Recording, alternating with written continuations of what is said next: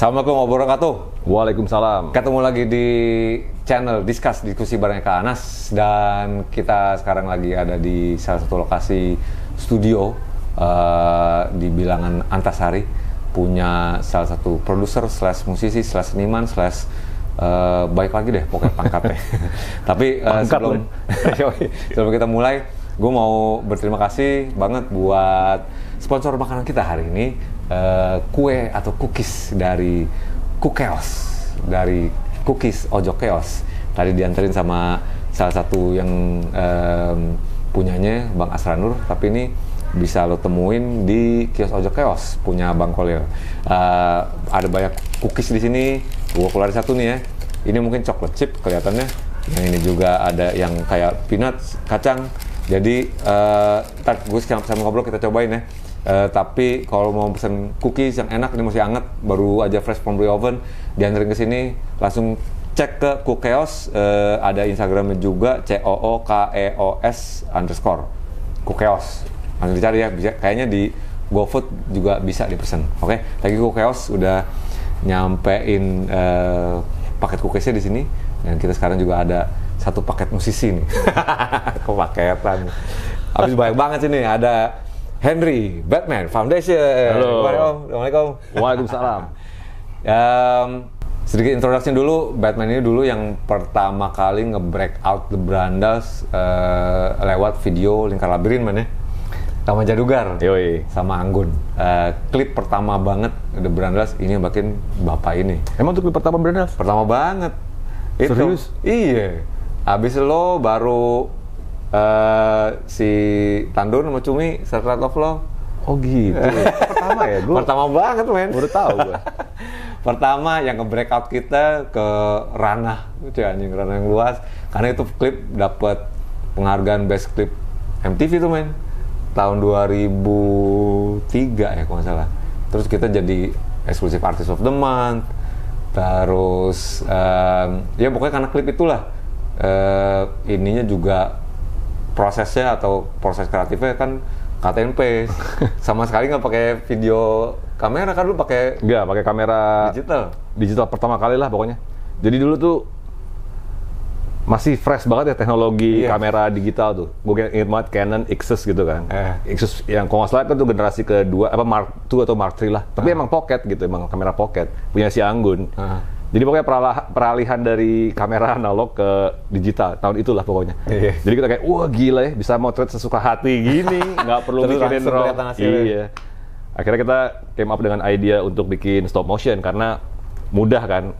Gitu. Jadi akhirnya dengan pokoknya itu kayak apa ya, kayak ya kita juga baru ngeliat itu teknologi canggih lah pada saat itu kan. Instan. Padahal cuma berapa megapiksel gitu gue juga. Kalau sekarang sih hancur lebur sih, tapi pada waktu saat itu canggih banget sih. Iya. Gitu. Itu klip pertamanya Jadugar bukan? Bukan, itu lain ya pertamanya. Klip ketiga apa kedua ya? Lupa gue. Pertama lain. Pertama tuh lain yang Friend Song. Kayaknya kedua deh. Kayaknya kedua. Itu juga Tension langsung nembus ke MTV juga kan. Iya. Udah penghargaan. Asal lo tahu juga nih, kalau lo nonton salah satu episode kita si Alan Subakir, sutradara tuh yang atur muda sekarang, dia itu katanya yang bikin klip bang, itu klip tuh katanya. Yang bikin gue pengen jadi director klip juga, video maker. Yoi. Jadi memang besar lah jasanya Om Batman nih, dan juga Jadugar pada awal-awalnya itu juga ke sininya juga dari dunia musik. Tapi gue pengen nanya nih men, kalau gue lihat tuh ya kan, mungkin lu juga kalau ditanya lo tuh sebagai musisi atau seniman atau video maker, lo bisa jawab nggak tuh kalau ditanya lo sebagai apa? Pasti bingung kan? Bingung sih. Karena lo pengen jawab, gue sih semuanya gue jabanin gitu kan. Cuma kalau gue ngeliat nih, at least dari kacamata gue sebagai yang udah kenal kurang lebih kita 20 tahun gitu ya, lo tuh lebih sebagai konseptor, bener nggak? Karena dalam artian gini, lo ngekonsepin, lo kayak kalau mau ngejalin suatu produk tuh, lo udah kayak kebayang proses A sampai Z-nya, sampai jadinya, gimana lo bikinnya sampai end produknya, dan gimana sekaligus ngeksekusinya. Udah terkonsep dalam kepala lo tuh, kayak gitu nggak sih proses lo? Bisa sih, kurang lebih begitu emang. Iya. Kurang lebih begitu. Gue bilang lebih ke konseptor, dalam artian mau konsep, mau produknya nanti film kah, musik kah, formatnya apa gitu, digital atau gimana. Tapi at least udah kejambrengin tuh lu, tapi gitu nggak dari awal belum mau bikin apa sampai akhirnya udah kebayang tuh kepala lu tinggal dieksekusi gitu ya. Iya sih. Ya contohnya kayak terakhir nih si Goodnight baru rilis single Era Luka. Ya. Itu ada video dance, kita bikin video musik tapi konsepnya video dance. Itu emang sebenarnya udah lama banget gue konsepin. Cuman belum ketemu lagunya yang mana gitu. Kayak gue pengen someday punya video dance dan yang dance itu orang itu yang ada di video itu, si Dodi Breakdance namanya. Karena gue udah tahu anak itu udah lama lah, orang maksudnya kayak si Dodi. Sering nonton acara kan ya? Iya, dia sering datang ke... Gue inget banget tuh. Sering datang ke acara-acara, terus gue juga sempat pernah interview dia buat bikin film dokumenter White Shoes. Jadi White Shoes waktu konser di Cikini itu tahun 2016, dia bikin pameran juga White Shoes. Jadi di dalam ada hall buat konsernya, di luarnya mereka ngejamrengin pameran lah White Shoes. Bener-bener White Shoes. Nah, gue lagi emang bertugas lagi bikin film dokumenternya kan. Tiba-tiba menongol lah si Dodi itu. Wah, ini dia nih anaknya, langsung gue interview gitu. Dan emang gue kayak, gue tahu dia sering nonton acara dan sering joget-joget dengan gaya breakdance kayak gitu. Terus akhirnya gue someday pengen bikin video dance dan dia yang dance di lagunya Goodnight gitu. Tapi gue belum tahu lagunya mana gitu. Sampai akhirnya pas lagu Era Luka muncul dan kayaknya ini saat yang tepat nih buat bikin video musik ini gitu. Dia yang jadi talentnya anjir. Ya gue lihat mukanya sering ngeliat nongol di mana-mana gitu kan. Anak mana sih itu main dia? Dodi Breakdance. Aduh, gue sampai lupa. Padahal gue baru interview dia juga tuh buat dokumenternya. Iya, udah deh. Iya, anak timur lah pokoknya. Cuma sekarang dia tinggal di selatan, sekarang di Condet. Oh gitu.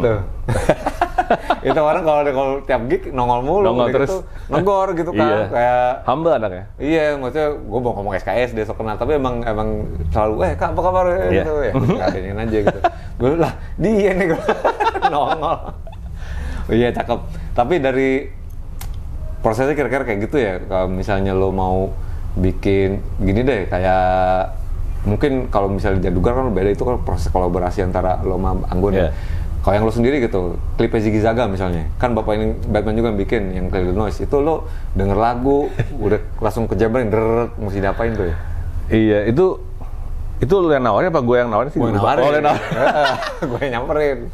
Itu sama Kak, jadi sama itu gue kayak udah punya konsep seperti itu tuh, udah kayak ada di kepala gue gitu. Gue pengen bikin stop motion tapi pakai kayak itu kan kayak dummy ya, kayak wayang gitu kan ya. Misalnya kayak lo gue potong-potong jadi kayak wayang karena ada engsel-engselnya kan. Betul.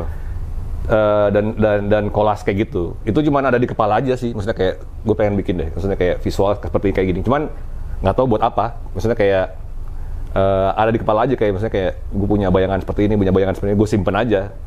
Nanti kalau ketemu sama yang project yang cocok, biasanya gue mix and match gitu. Dari era Jaduga juga kayak gitu. Jadi kayak gue kalau sama Jaduga gue sama Anggun kan, jadi kita tuh punya bank ide gitu, jadi punya tulis. Nanti pas begitu ada project yang masuk, kalau di Jaduga konteksnya video musik ya, jadi misalnya kalau ada kliennya masuk setelah gue kayak gini, kita kira-kira bisa nggak nih masuk ke konsepnya si lagu ini gitu. Nah kayak yang si Ziggy Zaga juga kayak gitu, pas gue udah punya ide itu udah lama sebenarnya. Tapi gue nggak tahu buat video musik siapa gitu, atau buat project apa gue nggak tahu. Makanya pas begitu lo calling ke gue, dan pas gue denger kayaknya masuk sini, maksudnya rocking. Oke. Jadi itu memang kalau gue lihat yang bisa gue simpulkan sih gitu, kayak ngeliat itu lo udah kalau bikin suatu produk atau campaign atau mau rilis apa gitu, ini kayaknya udah kepikiran banget nih orang nih mesti dari ujungnya kok kayak gimana sampai habisnya gitu. Tapi kalau mau ditarik, ini narik belakang dikit ya, lu dari keluarga sebenarnya ada darah seni nggak dari backgroundnya? Bapak ibu gitu? Kayaknya sih ada sih. Ada. Yang gue tuh dalang. Oh iya. Iya, jadi dulu tuh di rumah yang gue tuh ada satu peti tuh isinya wayang kulit semua. Oh, wayang kulit. Jadi ya gue nggak tahu ya, maksudnya dari dia atau dari siapa, tapi mungkin bisa dari dia. Tapi juga terus kakak gue yang cewek juga fashion designer, jadi seneng drawing. Sepupu gue juga ada yang desainer juga. Lu lahir di Bogor kan? Enggak, di Jakarta. Tapi keluarga di Bogor. Kita semua lahir di Jakarta, cuman kita pindah. Oh, keluarga pindah ke Bogor. Urbanisasi, transmigrasi. Kan dekat juga ke Bogor. Tapi masih sepi kali. Ngikutin program pemerintah dulu. Zaman Orba, transmigrasi. Tapi masih sepi kali Bogor dulu ya. Sepi banget. Tahun 90-an ini. Tapi cuma gue doang yang ke Bogor. Oh. Jadi gue 5 tahun dari SMP kelas 2 sampai SMA. Habis itu balik lagi di Jakarta. Walaupun keluarga tetap di sana. Setengah di Jakarta, setengah di Bogor. Kakak gue di Jakarta semua. Oh, lu anak berapa dari Karena gue paling kecil, gue terakhir. Jadi gue masih harus ngikut sama orang tua kan. Yang lain udah pada. Jadi kakak gue tuh jauh umurnya. Mereka udah kuliah, jadi mereka bisa tinggal di Jakarta gitu. Kakak lo ada berapa? 2. Ada 2. Termasuk mungkin salah satunya yang kerja di mana sih, Warner yang enggak, bukan. Yang mana? Kok Warner sih? Disney ya? Pokoknya yang dapat kiriman. Oh iya itu. Dia fashion designer kan. Terus dia kantornya nge-franchise, bukan nge-franchise, nge-license produknya si Batman Forever waktu itu. Oh. Jadi pas tahun berapa sih itu? 95 ya. Batman Forever masuk ke Indonesia, tayang, terus perusahaannya nge-license, jadi dia berangkat ke Warner lah, ke Hong Kong kalau salah. Bawa sampel-sampel baju Batman banyak banget untuk direproduksi gitu, buat direpro lah istilahnya. Jadi sampel-sampelnya tuh ukuran dewasa, karena dia harus bikin buat produk untuk anak kecil sebenarnya. Jadi sampel-sampelnya pas udah nggak kepake, gue pakein ke kampus zaman dulu kuliah. Makanya sama Jimmy dipanggilnya Batman. Iya gitu. Tapi ada teori lagi nih, men. Katanya lu dipanggil Batman gara-gara ada suatu hari kehujanan, terus lo naik motor nggak pakai jaket tapi nggak pakai plastik, katanya. Plastiknya dibolongin. Bener gak tuh? Gak tau, gue nggak inget. Siapa cerita tuh? Siapa cerita? Lupa ada gue Jimmy apa siapa ya? Gue nggak inget. Jadi katanya pakai plastik, baju kuyup, cuma pala dong tuh pakai plastik sih dibolongin. Makanya dipanggilnya Batman juga, kayak Batman gitu. Cuma tuh juga teori kaos juga tuh ya, ada juga gitu. Anjing. Jadi background keluarga sebenarnya dari kakek tuh memang setahu lu mungkin wayang. Kayak dalang. Dalang ya. Oh gitu. Kok wayang kulit bukannya lu bukannya Sunda ya, bukan? Sunda dari orang tua gue yang dari bokap gue. Kalau ibu dari yang dari Jawa tadi. Jawa. Oh gitu. Itu yang dari yang nyokap. Kalau yang dari yang bokap itu ada sih kayaknya, soalnya bokap gue juga waktu masih mudanya ngeband gitu. Ada foto-fotonya dia suka ngeband gitu, main gitar. Terus tapi adiknya dia, jadi om gue itu juga dia pelukis gitu, painter. Ya mungkin lah kalau disambung-sambungin ya ada lah mungkin berapa persen. Tapi keputusan lo untuk terjun ya kan, maksudnya lo udah cemplung nih jadi seniman, musisi, itu nggak apa-apa dari keluarga, nggak ada perlawanan apa gimana? Karena gue denger yang di interview Vindas nongol di talk show, lo sampai pakai wig segala katanya. Oh iya, kalau waktu awal mutusin kuliah di kampus seni di IKJ itu mereka support sih sebenarnya. Walaupun sebenarnya mereka kayak lo nggak mau nyoba dulu untuk yang lain. Iya, yang lain yang apa kayak gitu ya. Tapi mau tes ke seni rupa kan nggak ada tuh di UMPTN zaman dulu. Jadi kayak, tapi nggak ada maksudnya kayak di UMPTN tuh nggak ada jurusan seni rupa, itu beda sendiri penjurusannya. Maksudnya kayak maksudnya masuknya tuh tes sendiri gitu kan, kayak ITB, ISI, IKJ. Tapi mereka maksa gitu. Nggak apa, tapi kamu tetap coba UMPTN. Nah, udah akhirnya gue anjing apa ya? Gue nyari yang astronomi. Iya, gue nyari yang favoritnya paling ini aja, astronomi sama arkeologi UI sama astronomi ITB. Anjir, sama gue juga dulu gue ikut UMT kayak gitu juga prosesnya. Ambil anjir tepan nih kayak gini-gini sih susah ininya. Iya. Ada gue ngambil kriminologi. UI anjir. Tapi nggak dapat juga tetap. Akhirnya itu nggak keterima. Ya kalau keterima gue udah kuliah di astronomi gue. Jadi astronom. Tapi akhirnya masuk ke IKJ lah.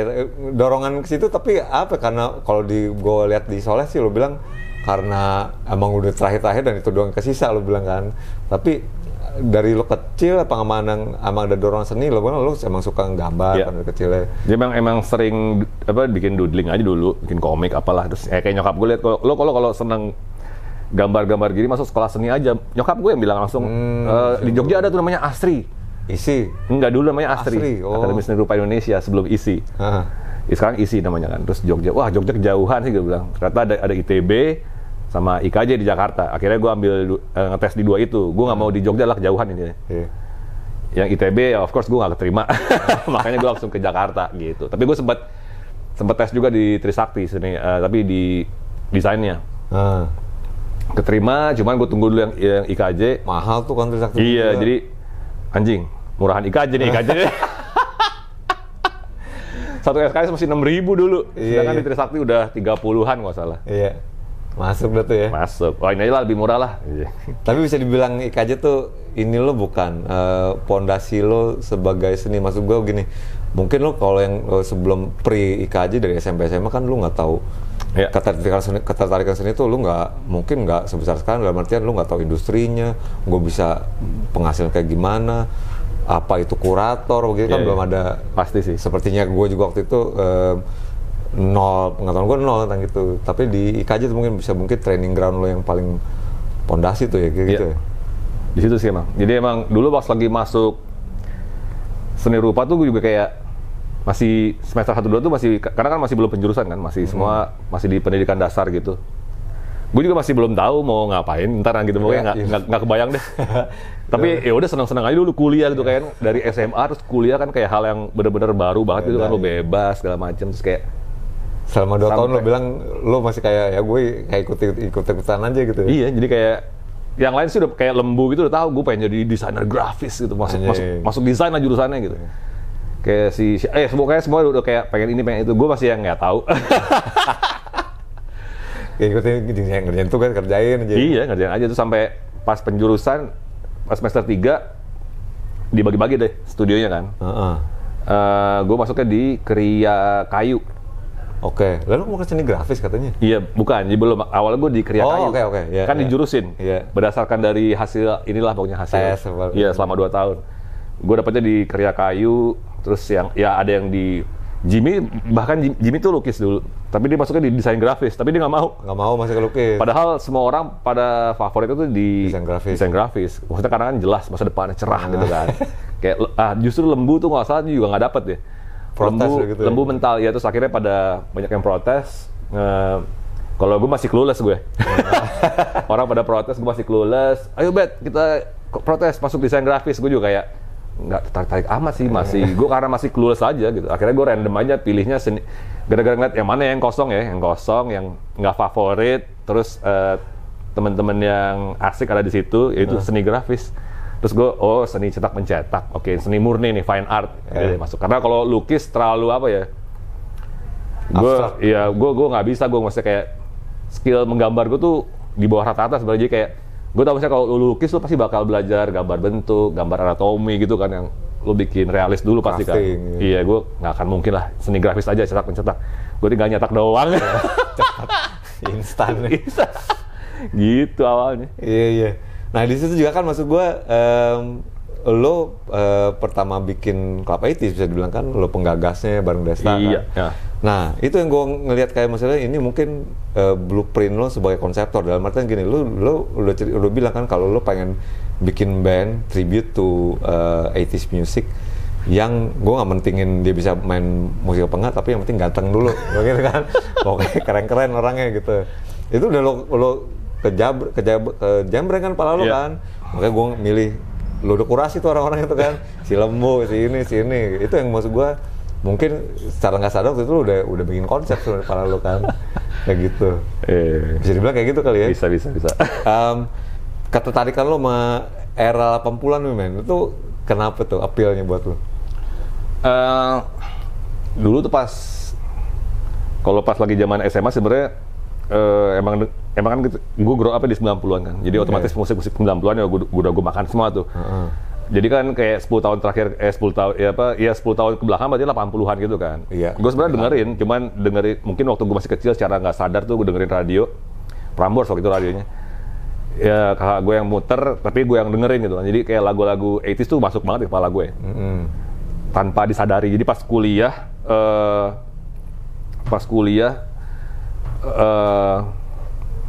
ketemu Jimmy, ketemu anak-anak, terus kita trace back lagi yang musik-musik yang lama-lama. Kita tuh sering jalan-jalan ke Jatinegara, hunting kaset zaman dulu gitu yang belum. Jembatan Hitam. Apa di JU Jembatan Urip? Jembatan Urip. Iya. Jenderal Urip kok Jembatan Urip. Iya. Jenderal Urip, JU. Bola. Iya. Jadi kaset-kaset keluaran apa dulu tuh? Yang masih bajakan. Blackboard, tim gitu ya. Bahkan sebelumnya lagi yang masih pakai cover masih foto di repro. Iya fotonya ditempel. Anjir iya. Gitu. Jadi kita hunting di sana tuh. Kalau Jimmy pokoknya nyari Iggy Pop. Apapun lah yang ada Iggy Pop. Dulu nama. Jadi ntar kalau misalnya Jimmy lagi digging gitu, dulu mah kita digging kaset bukan digging vinyl.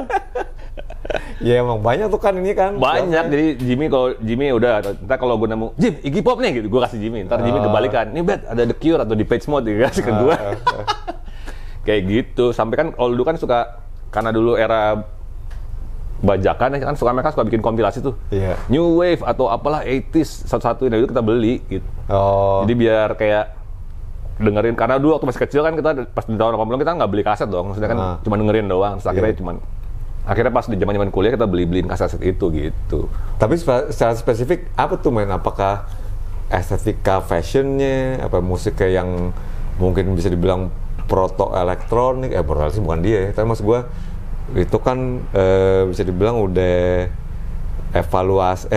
evolusi dari proto elektro ke disco gitu, pencampuran ini. Apanya sih yang buat lo appeal-nya tuh kayak akhirnya sampai lo pegang banget sampai sekarang gitu? Ininya konsepnya. Dulu gue ya dengernya kayak ini musiknya nggak organik banget gitu ya. Maksudnya kayak benar. Iya, maksudnya kayak gitar apa drum apa bass. Iya, jadi kayak nggak organik. Jadi kayak dan di era munculnya synthesizer sama computer music itu kayaknya juga maksudnya secara global gitu orang melihatnya ini sebuah teknologi baru lah gitu. Maksudnya kayak musik dengan komputer, dengan synthesizer, dengan keyboard, terus lu bisa nge-tracking MIDI segala macam. Kayak apa ya, maksud ngeliat itu kayak suatu hal yang canggih gitu pada waktu itu tahun 80-an atau 70-an akhir gitu ya. Sampai makanya mungkin synthesizer tuh dipakai buat film-film science fiction. Akhirnya jadinya identik dengan film-film science fiction karena bunyi-bunyinya kan nggak organik kan, bukan bunyi-bunyi yang belum pernah lo denger sebelumnya gitu. Segala macam gitu. Akhirnya jadi pas begitu banyak film science fiction tahun 60-70-an tuh pakai synth tuh akhirnya identik dengan itu gitu. Akhirnya gue ngeliat apa fashion dari musisi-musisi di era itu yang dengan musik yang menggunakan synthesizer gitu, mostly kayak kaku-kaku yang berusaha robotik gayanya itu, kayak Kraftwerk, dingin, Gary gitu. Numan di awal-awal, kayak dingin, Devo kayak gitu kayak. Tapi masuk karena emang ya seperti itu karakternya gitu, karakter soundnya, karakter drum machine itu seperti apa gitu. Iya. Ya itu menarik sih, maksudnya kayak gue grow up di 90-an dengerin dari heavy metal, thrash metal gitu kan, sampai alternatif, sampai akhirnya ke era grunge gitu, orang pakai cara robek-robek yang udah nggak ada fashionnya gitu ya, iya udah gembel, terus tiba-tiba gue trace back ke belakang, orangnya yang pakai kacamata hitam, terus main keyboard semua, nggak ada gitar. Iya. Ya unik aja sih buat gue kayak. Makanya yang bikin lo akhirnya kayak memutuskan juga sih, tapi maksud gue kayak lo kayak ini apa namanya ya, mungkin bisa dibilang genre atau karakter yang cocok buat lo gitu ya. Yes. Sebenarnya juga cocok buat gue pada waktu itu karena gue sebenarnya nggak bisa menguasai musikal instrumen 100% gitu, kayak gitar gitu. Iya, gitar, piano, drum gitu. Iya, piano gitu gue ya bisa tahu chord, cuman gue nggak yang ya 20% doang lah paling untuk.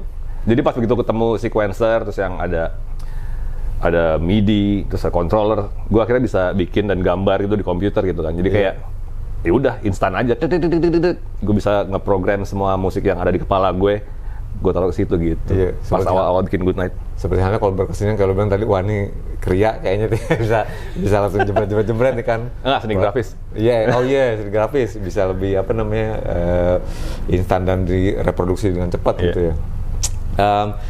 Ini ada beberapa lagi ini lagi nih men, kayak yang gue dengerin di Vindes kalau nggak salah. Lo bilang kayak gue kayaknya ini lo ngomong kayak gue mentok di 80-90-an deh kalau musik gitu kan.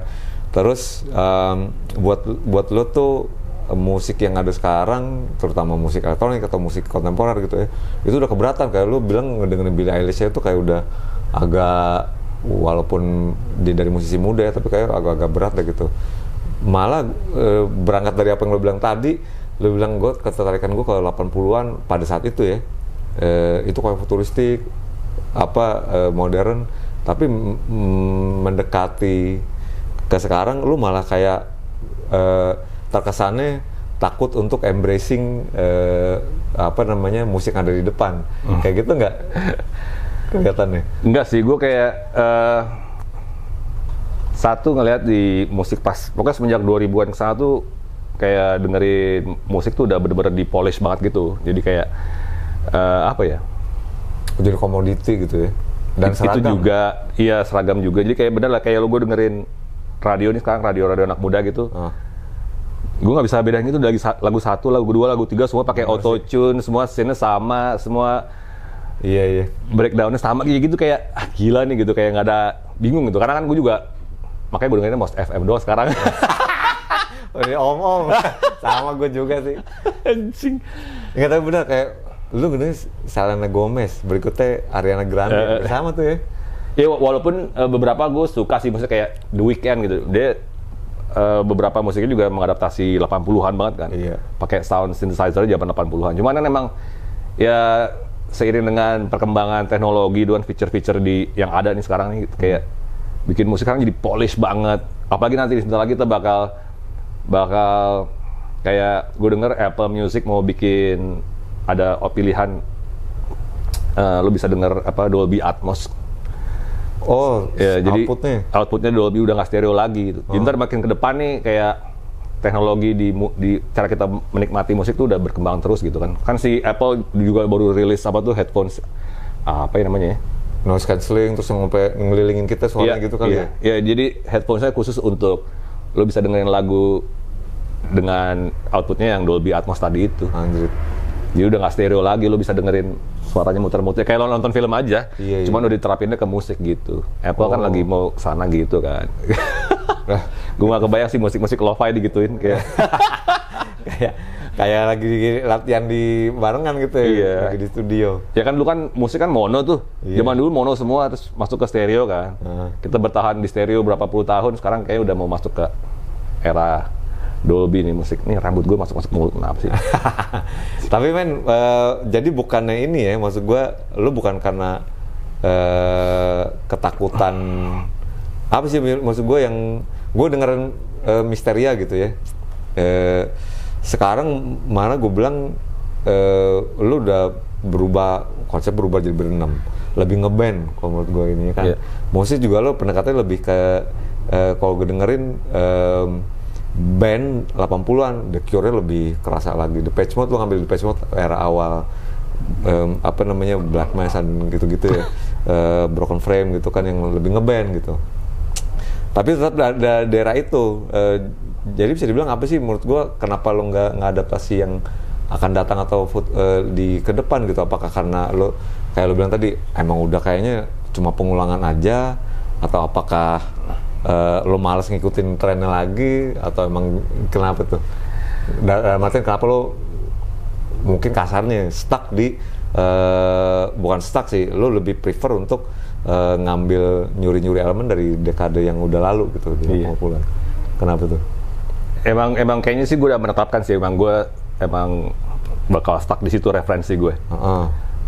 Referensi musik ya, tapi kalau sound mungkin bisa berkembang sih, karena kan ya tadi gue bilang maksudnya teknologi ke depan tuh seperti apa kita nggak tahu gitu kan. Jadi kita tetap harus adapt lah, ya entah cara kita bermusiknya, terus rekamannya sampai mempromosikannya gitu.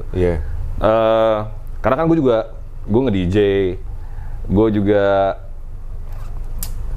udah terbiasa dengan berbagai macam genre gitu yang masuk di kuping gue. Kan gue juga sempat jadi penyiar dulu.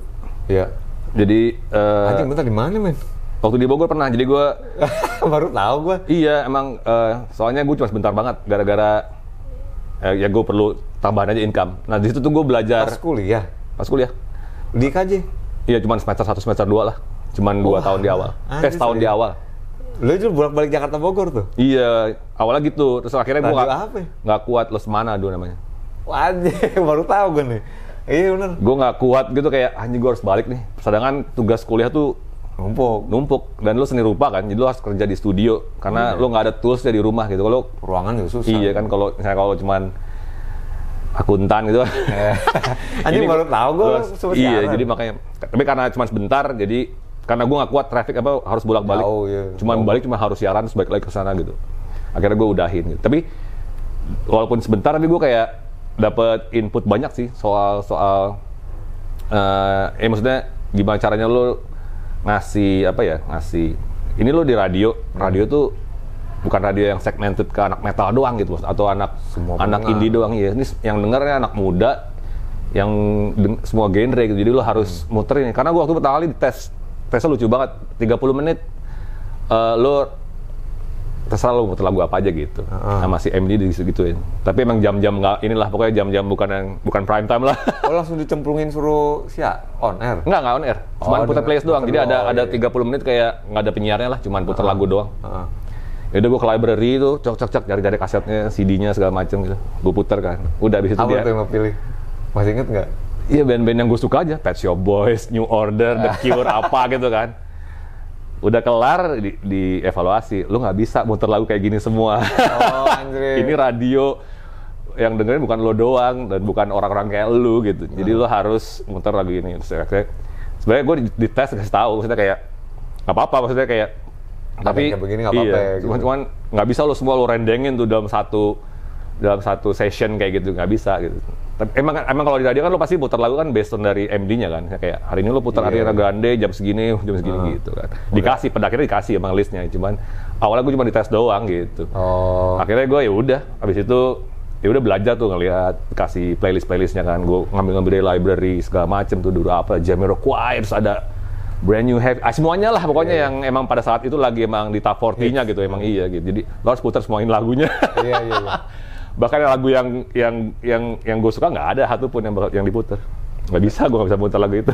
Dan itu jadi modal lo untuk nge-DJ juga ya? Iya benar. Jadi itu akhirnya ke depan pas gue kebetulan kan gue DJ juga nggak ada genrenya kan, gue eclectic kan kalau nge-DJ. Jadi pas ngeliat audiens, apalagi kalau emang gue dibayar profesional gitu untuk menghibur orang, akhirnya gue bisa ngebaca audiens. Akhirnya tadi gue bilang, anjing audiensnya emo, ya udah gue harus putar lagu emo gitu. Tapi dulu yang namanya pertama orang yang gue tahu nyetelin lagu 80-an DJ Robot. Di Bibis ya nggak ya? Dulu, gue denger apa? Gue bilang anjing lagu SMP gue ini konkan segala. Iya benar konkan. Konkan namanya I Promise apa? When in Rome, anjing, Right Said Fred gitu kan, wanjit yang udah lama gue nggak denger gitu ya. Tapi emang itu jadi pondasi lo ya. Aduh baru tahu gue lo channel penyiar ya. Nah, gitu. Belum dia ngomong di channel lain kan ya? Apa udah pernah lagi ya? Lupa gue, belum pernah. Nah, tapi berbalik ini men, maksud gue ini mungkin yang jadi anomali juga nih. Terlepas dari musik yang lo sajiin, mungkin terkesan retro. Tapi approach marketing lo, lo ngejual produk lo ini nih, ini keren banget. Lo ngadaptasi bisnis anak sekarang ya. Maksudnya kayak, gue baca Gears si Batman nggak habis ya gue. Ada aja gitu. Maksud gue malah band yang paling aktif di masa pandemi. GE ya, maksud gue anak-anak gue bilang, buset bang, Om Batman digas mulu ya. Digas mulu. Kayak gitu nggak sih? Maksudnya lo, itu emang lo, ada bagian lo pelajarin dari metode anak generasi sekarang kali? Ada lo colong juga nggak ilmunya? Iya sih, jadi gue kan waktu sempat vakum kan lama tuh ya. Jadi pas lagi kita mulai comeback tuh, era itu udah eranya Instagram lah. Betul. Jadi kita belum punya account tuh. 2016 ya, kalau nggak salah ya? 2016 atau 2015 gitu ya. Pokoknya gue udah punya Instagram tapi account personal. Band nggak ada, udah gue cuekin lah. Waktu itu GE tuh udah gue cuekin banget. Jadi yang lain udah pada bikin White Shoes, ya sore, udah pada punya Instagramnya. Gue nggak tertarik, bandnya juga udah nggak ada, nggak aktif. Bukan nggak ada sih, nggak aktif itu. Ngapain gue bikin, isinya apa gitu. Jadi pas gitu rencana untuk comeback, mau nggak mau bikin kan. Jadi bikin, terus gue ya udah maksudnya ngelihat cara anak-anak zaman sekarang nih yang setelah kita gitu, cara mereka promosinya, bagaimana cara mereka menggunakan media sosial untuk ngepromosiin karya-karyanya segala macem, terus sampai ada story segala macem. Emang ya harus beradaptasi sih, karena kita kan dulu eranya harus sih MySpace ya. MySpace, Facebook doang paling. Iya, maksudnya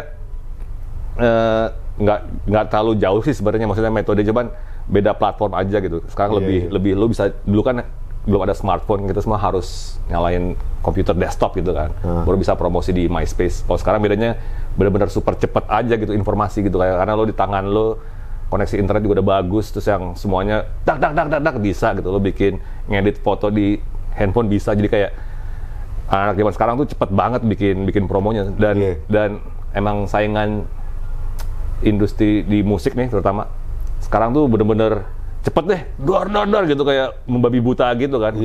Gampang banget gitu.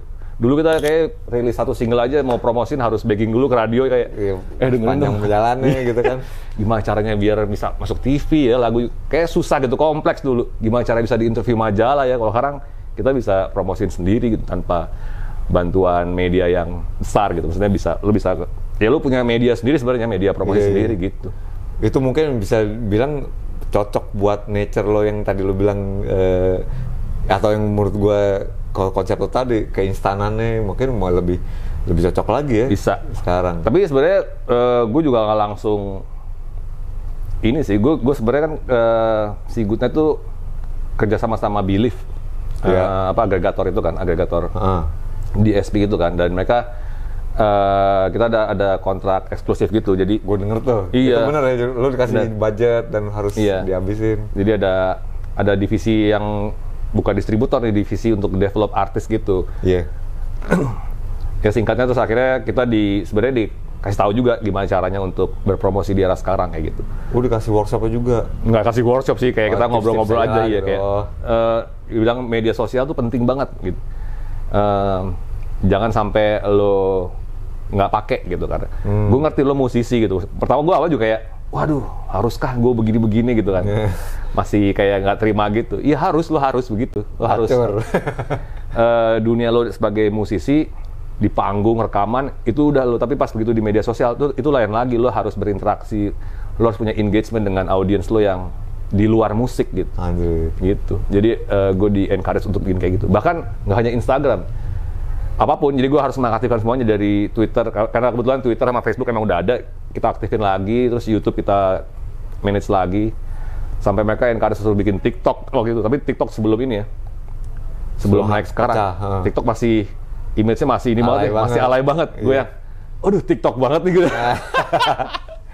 Iya mas, gitu. belum bikin tapi sekarang juga. Udah, akhirnya gue disuruh bikin kan, walaupun awal kita bikin dulu aja, coba dulu aja mas gitu katanya. Cuman gue nggak bisa, gue masih belum bisa gitu, masih belum paham cara kerjanya gitu. Gue nggak bisa joget-joget segala macem gitu yang. Gue sama TikTok gue angkat tangan deh. Gue tuh udah ilmu sosmed yang udah di atas tuh, bikin dari teknik ininya, rekamnya gitu. Tapi sekarang seiring ini udah emang sekali lagi maksudnya cepet banget kan sekarang ini kayak feature-feature baru gitu di media sosial apapun kan cepet banget. Sekarang kayak Instagram, YouTube, semua berlomba-lomba pengen bikin yang kayak modelan si TikTok gitu kan. Makanya ada Instagram Reels, ada YouTube Shorts kayak gitu kan. Jadi modelan promosi dengan yang model seperti itu tuh akhirnya gue udah mulai paham gitu, kayak ngerti, oke ini bisa digunakan seperti ini loh caranya. Lo nggak harus dancing sebenarnya, nggak harus joget-joget kayak waktu lo pertama kali lihat TikTok yang awal-awal gitu, lo kaget kan, anjing apaan sih ini kontennya gila gitu. Bocah. Maksudnya sebenarnya bisa lo gunain juga kalau emang lo akhirnya paham gitu, maksudnya bisa lo kayak Reels gitu, akhirnya gue cobain Reels gitu. Sebenarnya nggak beda jauh kan, gitu sih.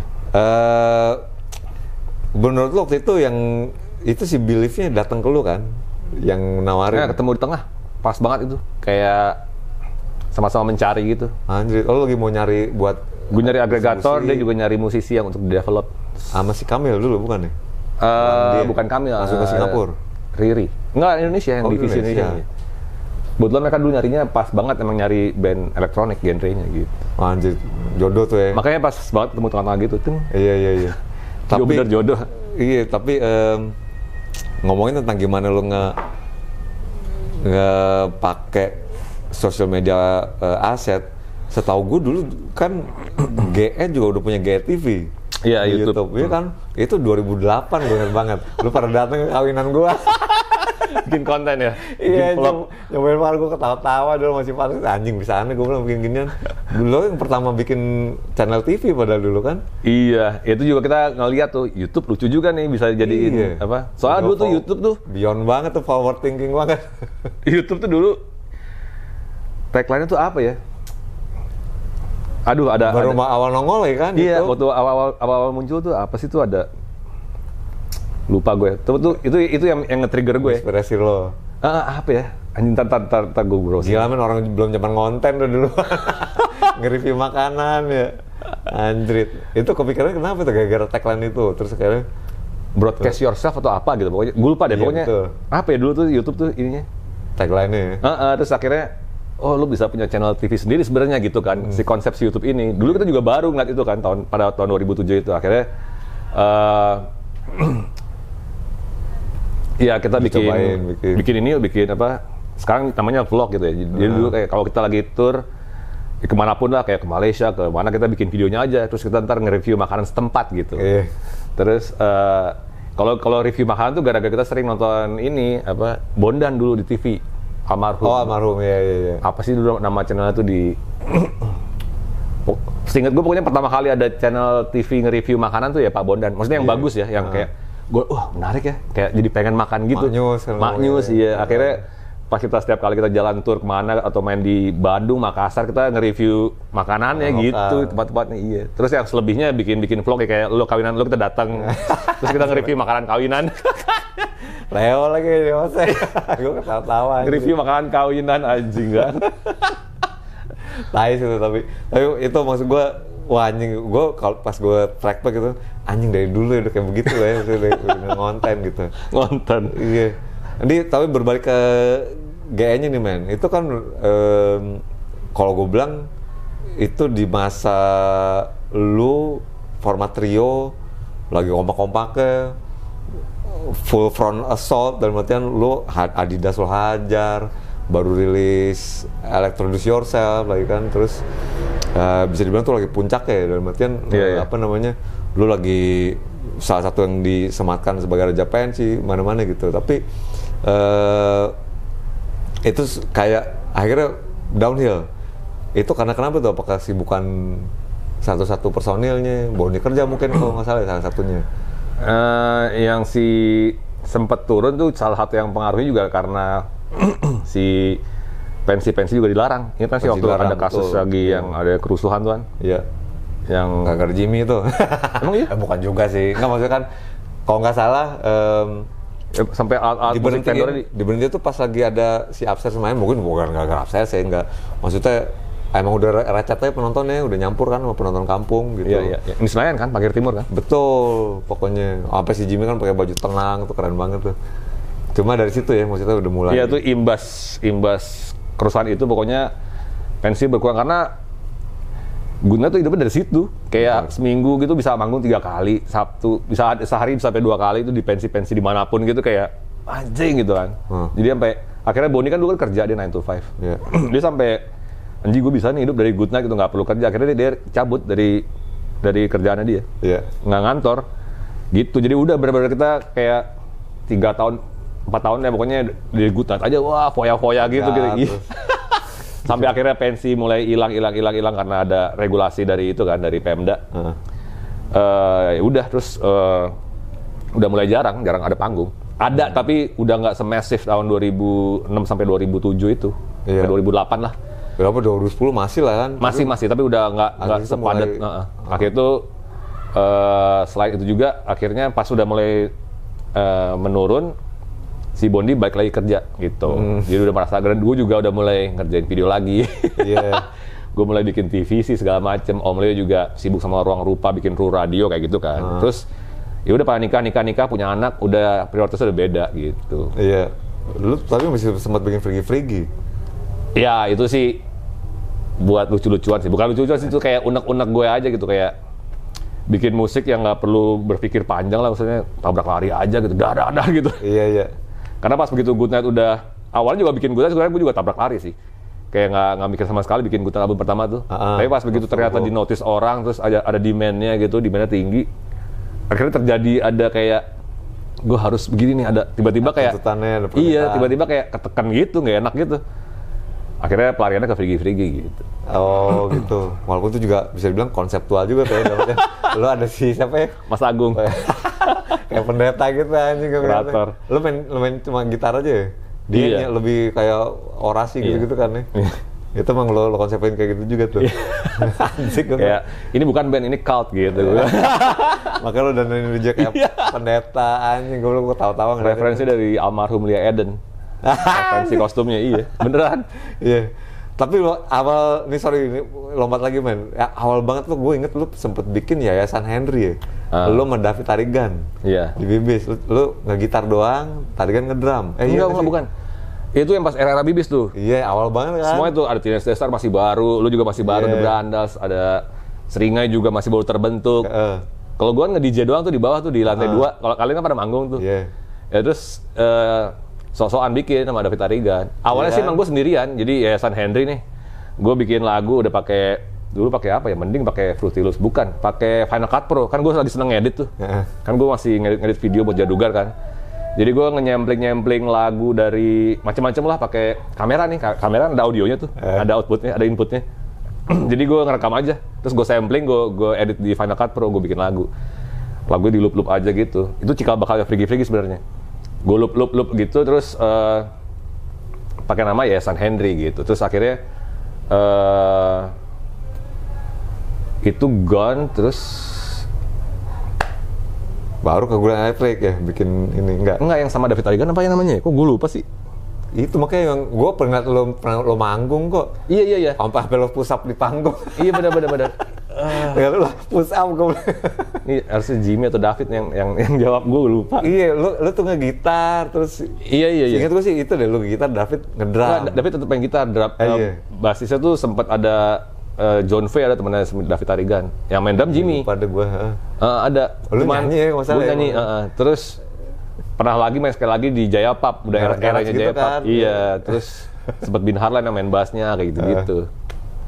Tapi cuma lucu-lucuan aja sih kayak gitu. Akhirnya fokus di nggak fokus di mana-mana sih, gue lebih banyak ke DJ-nya sih. Maksudnya kayak emang lebih nggak mikirin. Gue sebenarnya tuh ngeband cuma seneng-seneng aja awalnya gitu, nggak bikin gunanya juga kan iseng-iseng, makanya kecemplung aja gara-gara ternyata ada penontonnya, ada demand-nya, ada yang beli, jadi udah kecemplung terusin.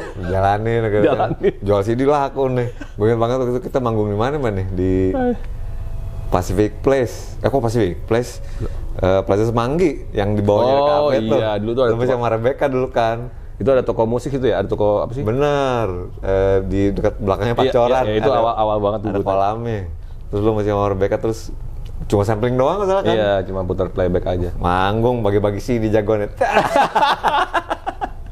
Bagi-bagi udah kebuang sampah.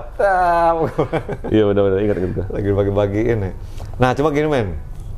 Lu kan udah di musik, terus seni, lu juga udah sering ikut pameran, bikin pameran juga, retrospektif sendiri udah pernah ya waktu itu kan. Terus apa ya, ke video juga, video kan banyak nih jarahan lu nih ya, kayak gitu.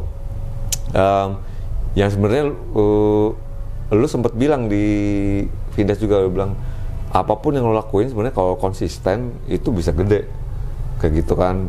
Maksudnya bisa maksimal lah gitu. Menurut gue nih ya, lu sekarang sebagai di musik kayak di apa namanya, di Gulen Elektrik gitu, lu bisa lebih gede lagi menurut gue sebagai musik produser kayak gitu kan, bisa nembus ke ranahnya udah bisa ke yang lebih gede lagi. Bukan tanpa masuk musik kan kita maksudnya kita masih ya sama lu, sama Jimmy gitu, kita masih angkatan dan masih di ranah independen intinya gitu maksudnya gitu kan.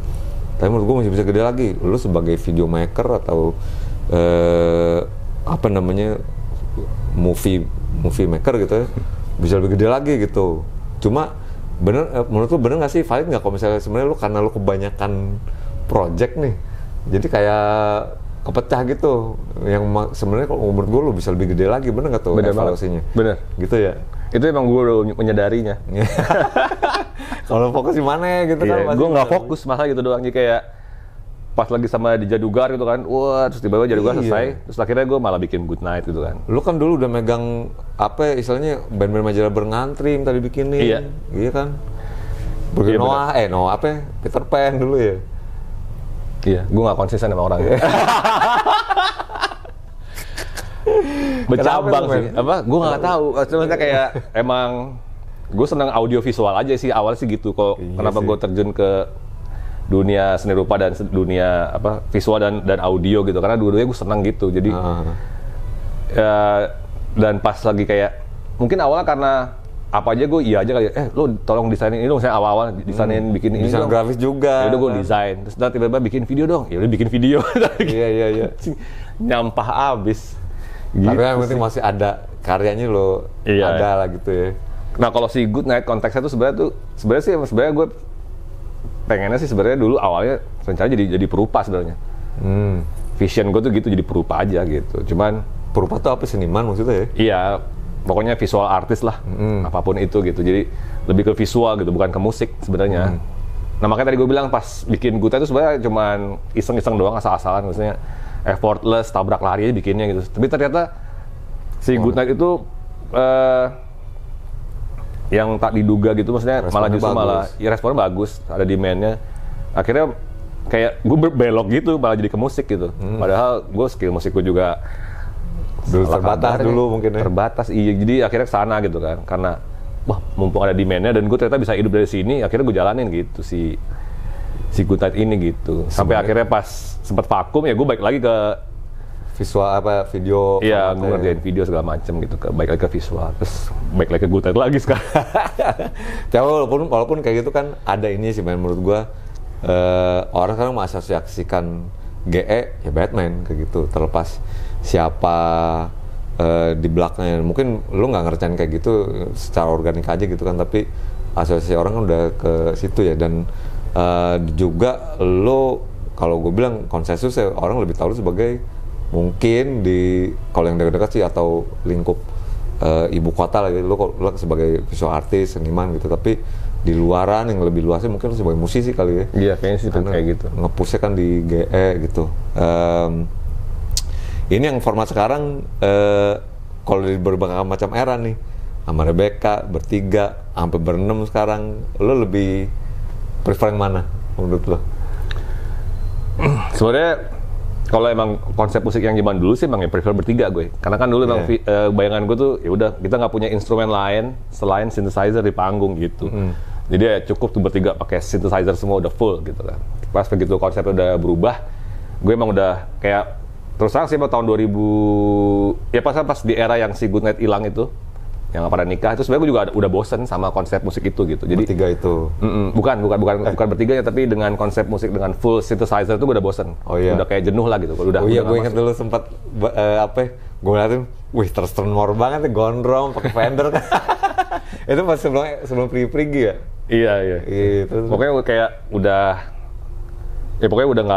gue udah nggak terlalu relate banget lah gitu dengan konsep itu. Jadi akhirnya gue pelan-pelan masukin unsur-unsur organik sih, ada bass, ada gitar. Tapi sebelum yang sekarang ya, di tahun 2012 tuh sempat rekaman demo untuk album ketiga, itu udah gue masukin sebenarnya, ada gitar, ada bass. Tapi masih nge-take sendiri, masih demo. Jadi gue masih nge-take sendiri aja, masih asal-asalan gitu. Jadi pas begitu kita comeback lagi, ngerencanain jalan lagi, gue masih tetap stick sama pakai konsep yang waktu itu mau kita bikin gitu. Jadi kayak pakai, gue pengen ada gitar, pengen ada bass gitu yang lebih organik gitu. Iya. Tapi tetap gue nggak mau ngilangin drum machine-nya gitu. Jadi gue tetap drumnya masih pakai sequence gitu. Oke. Makanya juga sekarang formasi sekarang nggak ada drummer ya. Soalnya kalau itu terlalu ekstrim sih berubahnya, benar-benar berubah. Itu makanya juga lo kenapa ngerekrut orang-orang baru ini. Iya. Tadi sih sempat kayak, Bon, lo gitar ya.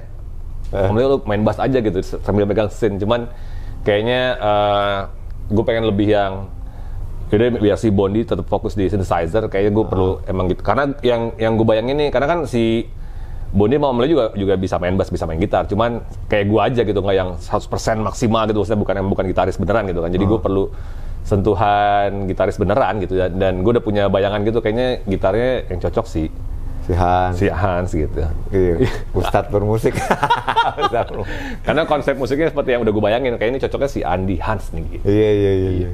Tapi bener nggak tuh yang itu, maksud gue dengarnya kayak masih di dalam karakter lo tuh kurang lebih The Cure, band 80-an lah gitu. Emang lo konsepnya yang masih tadi di situ lah ambilnya. Nggak bisa move on gue. Berlanjut yang ke berikut kan nih. Lu asal tahu dia ada contekan gue dari duluan. Lagu-lagunya itu masih berlanjut ke situ. Masih berlanjut. Iya. Masih nggak jauh lah sama Misteri. Mungkin bedanya lebih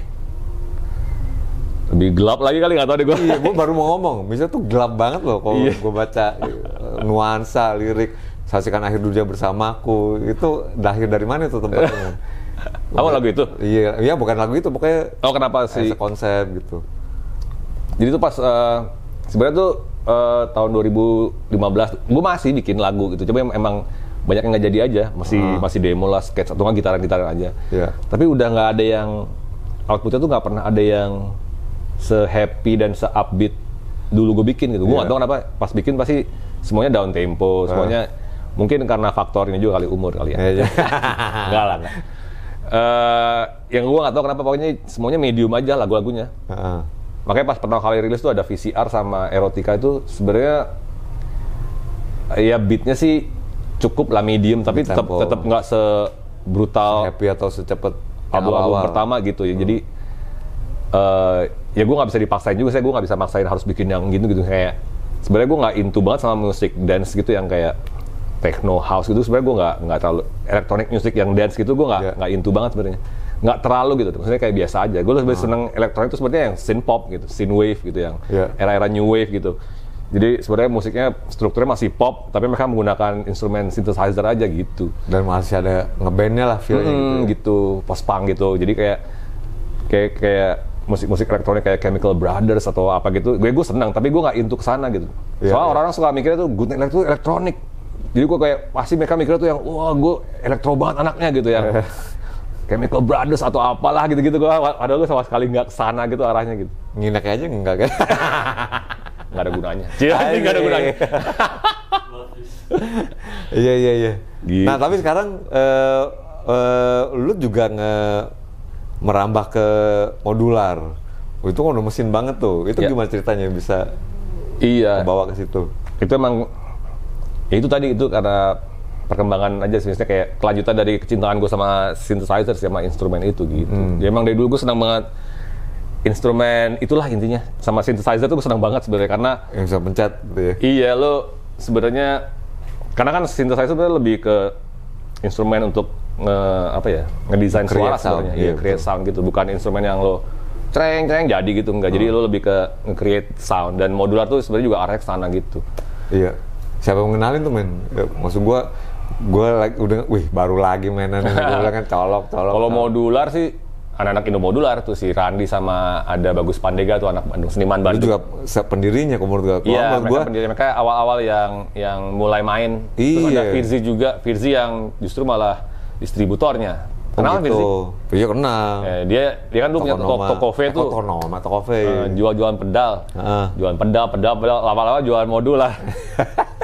Iya, mana gue lihat yang anjing. Salah satu yang pertama main lo dari sekian banyak orang yang gue follow Instagram, anjing mainan baru lagi nih, gue bilang gitu kan. Iya. Baru habis itu ikutan Daddy Dot, si siapa gitu. Karena kan synthesizer tuh sebenarnya ya lo nggak harus, lo bisa pakai sequencer gitu, lo udah ada suaranya, udah ada bunyinya gitu, dan ada tinggal pakai sequencer, lo nggak harus tahu chord gitu. Yeah. Karena nge-trigger synthesizer tuh bisa dua, bisa pakai keyboard kayak piano gitu, atau pakai sequencer.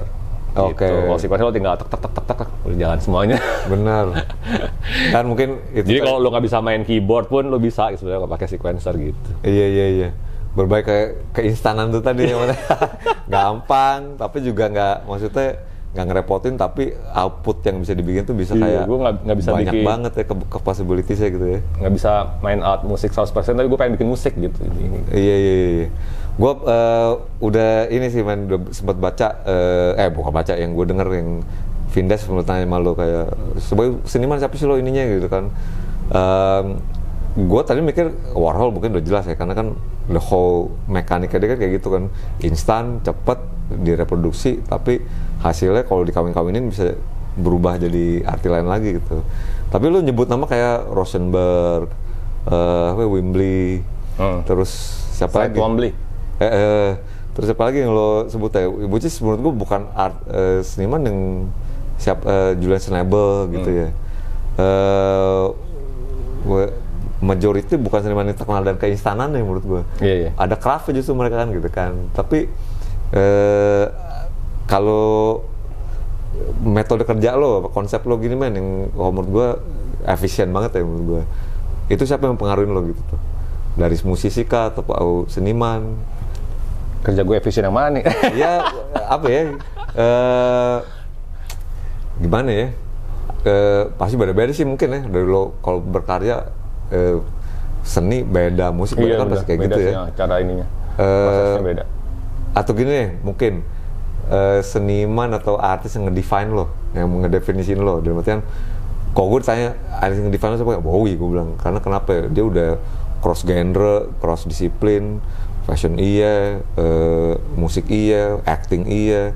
Dan kalau dia tuh, yang gue demen dari dia tuh karena dia bisa adaptasi. Bung Lon kan Kamelon misalnya kan, dia di sini bener di polin jadi aktor gitu. Walaupun aktornya nggak ngotot banget sih, musik kayak gini terus bisa bisa ganti-ganti karakter kayak gitu. Gue seneng tuh karena gue juga pada dasarnya gue bosanan juga orangnya gitu kan. Oh iya, Taurus bersaudara nih. Oh yoi, yoi kan. Nah lu kalau ditanya gitu siapa ya yang nge-define lo gitu? Aduh, bingung sih, tapi gue gak bisa nyebut sih, tapi kalau gue senang. Oh gue tahu, Robert Smith. Salah satunya lah mungkin gitu. Enggak juga sih, ya maksudnya apa ya, gue kalau untuk gimana cara gue berkarya, terutama kayak di musik atau apapun lah gitu, gue selalu seneng sama posisinya Sonic Youth gitu, band Sonic Youth. Kayak maksudnya kayak mereka ada tahun 80-an awal sampai akhirnya bubar tahun berapa tuh? Tahun berapa sih mereka bubar? 2018-an deh. Mereka ada terus gitu, maksudnya mereka produktif, ada terus, tapi mereka nggak pernah di atas, nggak pernah di bawah, masanya ada, dan jalannya terus berkarya terus dan konsisten gitu, dan dengan gayanya mereka ya. Maksudnya kayak mereka nggak peduli gitu, iya. Maksudnya gue kayak gue mikirnya kayaknya seru tuh bisa kayak gitu, maksudnya kayak lu nggak harus yang meledak terkenal nggak karu-karuan abis itu hilang, atau lu ngejogrok di bawah terus gitu kan. Kayak dia konsisten aja di eranya Nirvana meledak dia masih ada, Nirvana hilang dia masih ada, sampai sekarang masih ada, sampai akhir tahun 2015 bubar gitu kan. Kayak dan bahkan menurut gue dia ngebikin market baru, dalam artian selalu aja regenerasi. Iya, gue kayak ngeliat anjing energinya parah sih ini, maksudnya kayak mereka nggak muluk-muluk gitu, nggak pengen gimana-gimana, bikin aja gitu siang. Iya. Gue suka kadang-kadang kita mau kemana sih, kayak Sonic kita ya udah, yang penting ada aja terus jalannya terus gitu, nggak harus ada ke atas banget atau sampai jogrok gimana Sonic itu keren juga. Iya anjing, ada kredibilitasnya ada. Gue ya anjing Sonic itu keren. Gara-gara cerai aja tuh berdua. Iya, masalah ini aja tuh, masalah internal. Oke, lu ngarepin formasi ini bertahan lama nggak yang kayak sekarang? Nah itu dia, gue kalau yang untuk formasi gue nggak ini sih ya, maksudnya kayak kemarin tuh sebenarnya berenam juga nggak direncanain gitu, maksudnya bukan plan gue gitu. Awalnya tuh gue perlu vokal cewek nih buat lagu VCR Erotica. Gue emang tarik Priscil, emang udah nyari lah, terus akhirnya mau Priscil gitu. Dan gue juga tadi nggak ngebayangin dia jadi member tetap sih, maksudnya emang buat ngisi vokal aja. Terus pas harus ada gitar, gue ajak Hans. Pas yang bassnya juga Vincent. Habis selesai rekaman, udah kan pandemi itu terus kayak sebelum pandemi ya, sorry. Pas udah kelar rekaman, kita mixing, mastering, terus gue juga mikir sama Gepeng tadi, kita kalau manggung berarti berenam nih, gue karena lagunya udah beda formatnya gitu kan. Gepeng produser ya? Apanya? Gepeng manajer kan. Maksudnya kita ngomongin produksi kalau manggung nih gitu, karena kan kita sempat manggung tuh dengan format berenam tuh sebelum pandemi banget tuh, pas lagi bulan, iya di Good School, lagi promosiin Minus Dopamin tuh single baru rilis. Lagu itu udah berenam kan, jadi habis dari manggung itu gue langsung mikir nih, kalau manggung lagi Vincent schedule-nya padat pasti kan. Benar. Iya, terus Hans juga dia kerja kan, maksudnya kalau mereka nggak bisa berarti harus nyari gue pikir tuh gini, kayak setiap manggung nih harus nyari gitaris additional, bassis additional, gitaris additional, bingung gitu. Iya, jadi dibanding kayak gitu kita tarik aja. Cuma kita nggak ngomong langsung, jadi member ya, nggak langsung dijebak aja gitu. Terus mereka juga kayak pasrah-pasrah aja gitu. Loh kok tiba-tiba foto band nih, kok bikin video klip kan? Ada mulu gitu ya. Dijebak, iya. Walaupun gue misalnya anak-anak lah ya, maksudnya gue anak berandal. Nih juga nih, patil banget sama Priscilla nih. emang chaos sih. Iya kalau anjing gue jenius banget ngambilnya yang pada hot semua Vincent lagi kan anjing lagi ini tapi ternyata terjadinya organik ya maksudnya. Ya terutama Vincent. Kalau si Hans emang udah gue incar udah lama. Iya dia pas lagi. Kenapa itu emang ya? Iya gue jadi udah punya bayang gue pengen sound dan gaya main gitar tuh seperti ini gitu. Dan kayaknya Hans orangnya gitu. Si Hans yang ini cocok. Kalem-kalem memang Matil tuh ya. Hanoman dah emang dah. Cocok lah pokoknya musiknya gitu. Nah kalau si Priscil emang sempet nyari lama sih kalau kayak Priscil kayak siapa. Bang Priscil bang interview. Bisa. Iya. Oh jadi Priscil lebih kece asli dibanding di. Paling kece dari semuanya. Tapi emang dan ternyata terjadi seperti ini gitu ya, udah jadi berenam walaupun kedepannya lu nggak tahu nih maksudnya apakah bisa di keep formasinya apa enggak. Iya gitu. Kayak lu bilangnya tadi juga kan jadwal rekaman ini lambat banget nih kalau bilang kan pada kesibukan masing-masing gitu ya. Nah kalau yang rekaman nih kepotongnya selain sibuk sama pas kemarin tuh yang COVID di bulan Juni tuh yang gelombang kedua. Kayak soalnya ada yang kena, jadi harus karantina dulu. Ntar siapa yang kena, karantina dulu. Ntar keluarganya kena gitu. Jadi kayak, ya udah deh. Nungguin dulu. Iya, tuh pas lagi take care luka tuh chaos banget kemarin. Tapi lu langsung digas lagi men, ini pertimbangannya apa nih? Yang kelar kemarin aja belum, maksudnya masih anget lah ya. Udah dihajar lagi, single juga lo. Karena masih ada kerjasama masih Believe tadi itu gue bilang. Oh gitu. Jadi gue tuh ada kerjasama untuk bikin 12 lagu gitu. Formatnya bebas apapun gitu, mau single, mau EP. Pokoknya 12 lagu aja kuotanya gitu. Harus ngerilis itu gitu. Iya. Dan mereka bantuin untuk develop dan promosin juga gitu. Lu gitu. Manajerial dibantu sama Gepeng. Dan itu tuh baru pokoknya masih utang 4 lagu istilahnya kayak gitu deh. Tapi kan ini udah banyak. Iya, masih sebenarnya gue nggak harus bikin album baru sebenarnya. Tinggal bikin 4 single beres, udah selesai gitu. Cuman gue kayaknya mumpung gue lagi hot gitu dan karena gue lagi on fire, sebanyak banget materi lagu gue nih yang lagi gue bikin nih, bahkan di luar itu gue masih ada 1 album lagi kali.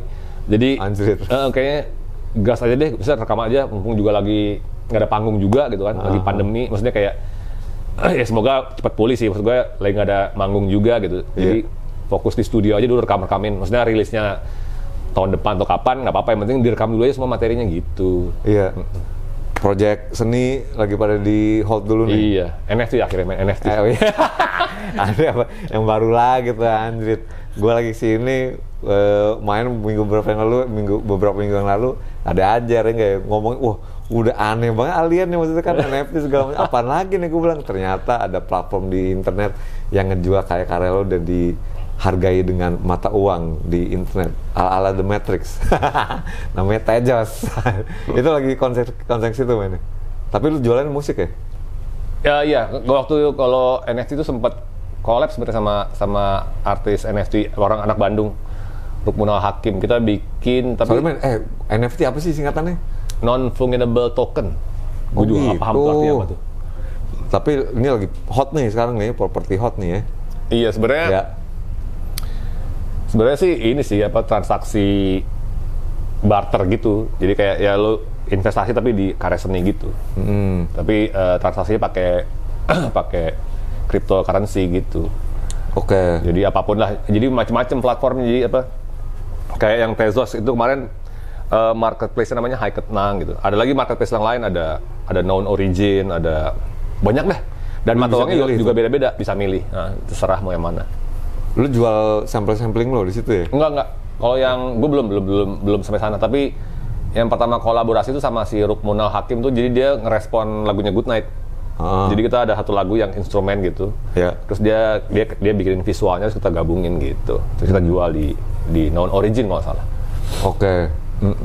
Kayak ajar gitu tuh, kebanyakan ilustrator yang udah pada jualan. Kalau emang udah terbiasa dengan Procreate, hari-harinya gambar, drawing itu udah tinggal beres, tinggal upload cuan. Ya kalau ada yang beli, lo tetap harus promosiin sih. Maksudnya bagaimanapun juga, apapun nih, lo bikin musik, film, apalah, semua tetap harus lo promosiin, lo harus nggak bisa lo cuma tinggal cemplungin selaku. Lalu bukannya udah itu katanya udah banyak bikin sampling modular lo, terus lo dijual-jualin gitu? Anak Indo modular, iya. Oh gitu. Iya, kalau gue belum mulai lah, nggak ada waktu nih. Belum bisa di-upload gitu ya. Pengen sih, cuman belum. Tapi anak-anak, ya, maksudnya musisi sama seniman-seniman digital nih udah pada mulai main gitu, karena emang ya fair sih, cukup fair gitu, maksudnya tradingnya cukup fair gitu dan transparan semua gitu, dan cuan gitu. Kayak ada beberapa seniman yang udah bisa DP rumah gitu-gitu. Anjrit. Iya. Kita ngomongin kayak puluhan juta per bulan dong ya. Anjrit. Gitu. Ajar berapa nih Ajar? Wah, Ajar lah. Rajin banget gue lihat di Instagram, yang gila. Iya. Itu mungkin salah satu yang belum sempat lo jamah tuh kan ininya. Ada gue juga masih belajar sih itu. Iya. Ya kita tetap harus aware sama perkembangan tuh kan, baru lagi platform. Dan harus kalau bisa sih kita beradaptasi juga gitu, jangan biar ya gitu sih, intinya sih kita harus adapt sih. Iya. Karena sekarang cepet banget. Dulu kan kita juga pas era-era internet awal nih dulu nih, buat apa sih kita bikin email, gaya-gayaan aja bikin email gitu kan. Dulu ingat gak sih awal-awal internet zaman kuliah nih, ke warnet bikin email Yahoo, tapi nggak tahu buat apa, cuma ngirim ke lo doang.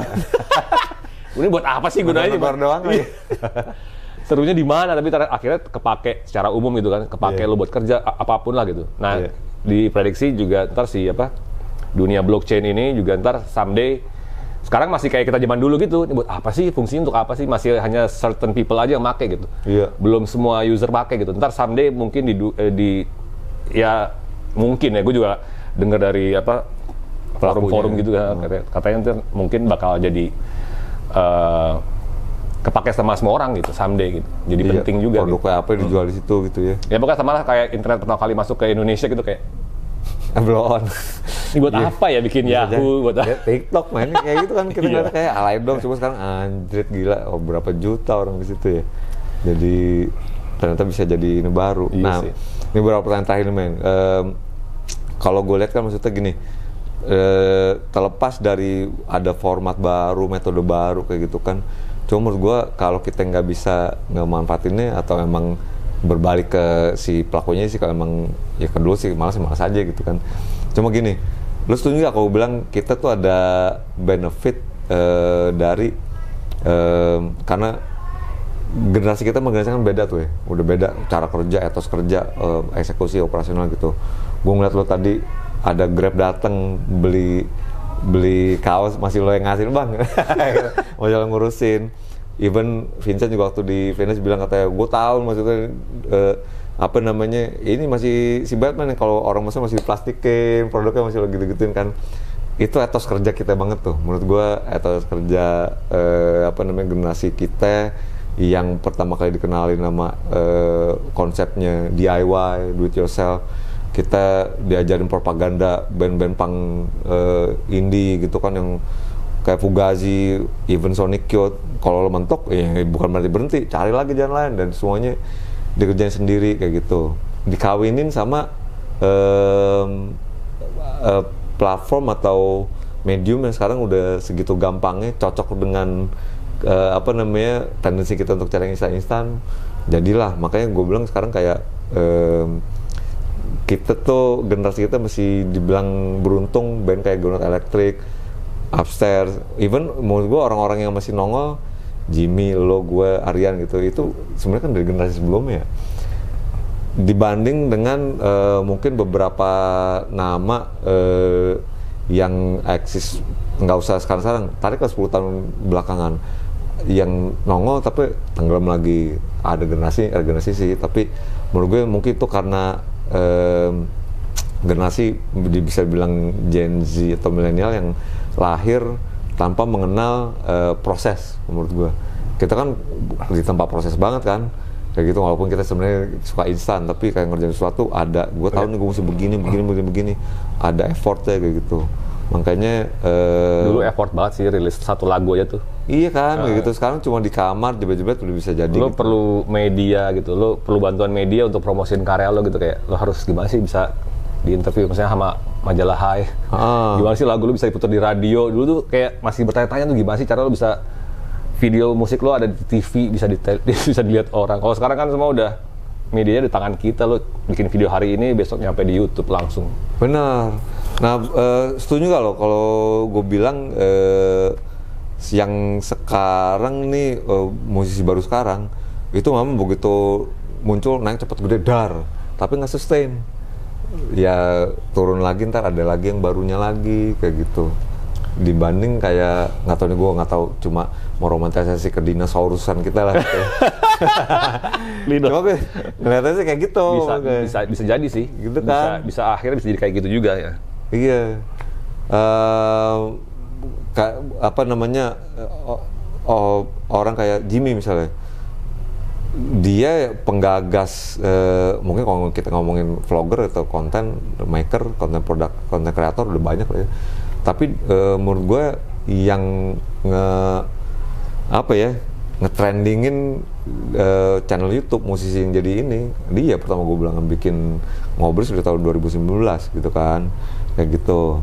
Baru bermunculan pas baru pandemi, anak-anak. Bahkan sebelum 2019 dia udah punya konser itu. Jadi tahun berapa ya? 2016. Benar. Malau ya? Iya, itu gue yang bikinin pilotnya dulu. Iya. Jadi yang gue punya ini nih sama si Malau, namanya Ngobrels. Gue berdua aja ngobrol, lo syuting video gue gitu. Akhirnya gue pinjem 3 kamera gitu, udah shoot aja. Mereka ngobrolnya ngalung ngidul. Oh itu duluan tuh ya? Cuma nggak pernah gue edit. Jadi dia minta bantuan gue dulu. Hasilnya udah ada tuh, belum dia apa-apain. Bikin 3 episode.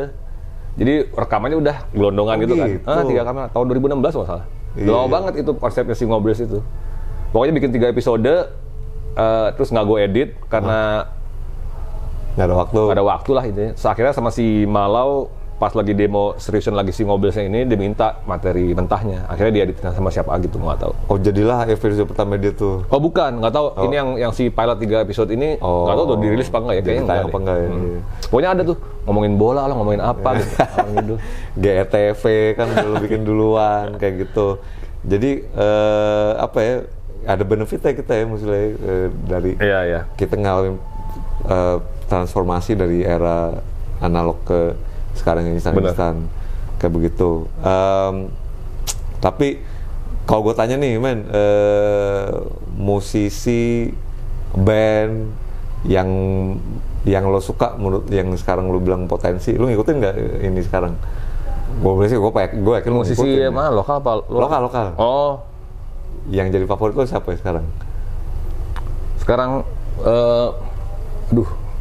gue sekarang tuh kalau denger musik udah nggak gue favoritin sih, tapi suka gue masukin playlist kadang-kadang. Jadi yang gue suka nih, tapi belum tentu favorit, saya suka aja gitu. Gue cemplungin ke playlist gue di Spotify gitu. Like gitu. Gue love-in gitu kan. Enggak, gue bikin playlist, nyemplungin. Oh oke.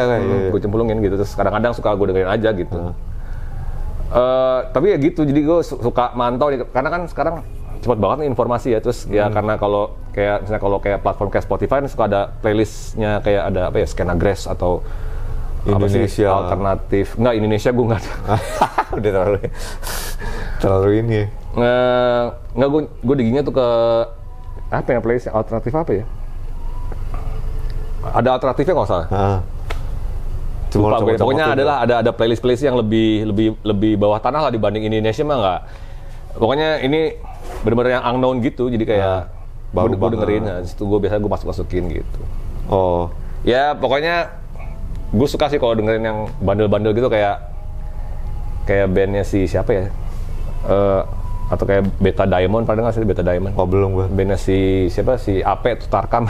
Oh oke. Baru lagi proyeknya. Iya, side projectnya, jadi dia kayak adaptasi post-punk awal, Divo gitu-gitulah, musiknya bentak, suka tuh kayak gitu, jadi gue masukin. Tapi nggak macam-macam lah, ada band-band shoegaze tapi yang bener-bener lo-fi gitu gue masukin, kayak gitu-gitulah, jadi lebih ke raw gitu, yang bikinnya juga yang tadi gue bilang kayak semangatnya kayak Sonic Youth, bikin aja gitu, seru nih kayak gitu. Mereka kayaknya juga nggak berharap bakal meledak gitu sampai masuk ke playlist Indonesia gimana atau ya. Nah, emang banyak banget sih, namanya juga kan maksudnya banyak banget. Brutal sih, saking karena itu tadi, karena di sekarang tuh gampang banget lo bikin musik terus langsung lo distribusin secara instan tuh, mudahnya minta ampun gitu. Maksudnya lo pegang semua medianya di tangan lo gitu kan, kayak lo masuk ke Spotify lo bisa pakai CD Baby atau apa segala macam, lo bayar gitu bisa kan, atau SoundCloud atau Bandcamp gitu, dengan mudahnya lo distribusin musik lo. Sekarang gimana caranya, pinter-pinter lo aja untuk promosiin ya gitu setelah didistribusin, maksudnya kayak promosiin karya lo aja gitu. Jadi makanya musik baru itu dari, ya maksudnya lokal gitu ya, ngomongin lokal, bertubi-tubi sih. Makanya gue suka mantau tuh di playlist-playlistnya, suka ngeliat anjing ada ini, anjing keren-keren banget ya, pada anak muda sekarang produktif, bagus-bagus menurut gue gitu, secara general gitu ya, produksinya bagus, proper semua lah gitu, kayak gokil sih. Soalnya memang faktor tersulitnya jadi sulit untuk stand out deh. Iya, jadi sulit karena saking bagus semuanya. Bagus, banyak banget. Iya. Mereka berlomba-lomba ya untuk gimana caranya bisa ya ternotis sama.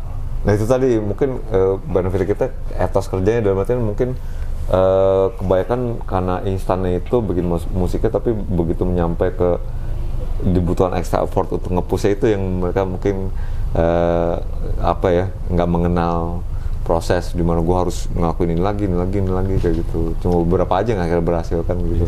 Gue juga kayak kalau lahir di era ini kayaknya band gue juga kandas kayaknya. Mau nanya tuh gimana kalau gue lahir di sekarang nih? Kandas kayaknya. Apalagi kalau nggak ada Vincent sama Priscilla. Tapi maksud gue ya regardless itu tadi benefit lo adalah lo, Leo, Bondi kayak gitu kan. Itulah ya era di mana udah ngerti gue mesti untuk nge-push gue mesti ekstra keras gitu ngerjainnya kan, dan juga udah kebiasa pindah-pindah disiplin ya. Leo kan sekarang juga kayak begitu. Ya networking juga sih, misalnya kayak benar. Ya kalau dulu kan kita kan ketemu di acara-acara gitu kan. Kalau sekarang nih apalagi pas pandemi nih atau zaman-zaman era orang semua di smartphone doang, itu orang jarang keluar, jarang ke gigs kan, nonton online gitu. Jadi interaksi susah. Iya benar. Dulu kan kita berinteraksi banget kan. Ngeband di atas, nge-DJ di bawah gitu, party bareng, terus kenalan, bikin project, lu produser, lu bikin desain, ketemu gitu sih, ketemu. Oh, orang majalah Hai, lu anak Rolling Stone, lu anak Trax. Networking gitu. Mungkin yang sekarang perlu juga buat yang lain-lain juga mungkin seperti itu kayaknya sih. Iya benar sih, bersinggungan lah gitu ya. Walaupun lo udah biasa menguasai media lo sendiri gitu ya, misalnya kayak media sosial segala macam, SoundCloud lo bisa pegang sendiri, tapi tetap perlu ada promosi sih. Apapun sih, tadi kayak gue bilang, lo bikin karya apapun nih, mau lo cemplungin ke NFT nih, lagi era NFT, tetap harus lo promosiin, nggak bisa cuman karena semena-mena lo cuman taruh doang gitu. Dan promosi dalam artian bersinggungan, tetap ketemu kan kita ya. Iya, karena gue pas lagi yang main NFT pun itu nyemplungin karya tuh bareng si Rukmuna, kita bikin clubhouse, ngobrol sama komunitas NFT Asia. Jadi ada Asia NFT. Ya kita ngundang mereka. Jadi ntar yang denger ini semua ya kolektor-kolektor. Jadinya kita yang ngepromosiin itu kayak lagi showcase-nya lah kita.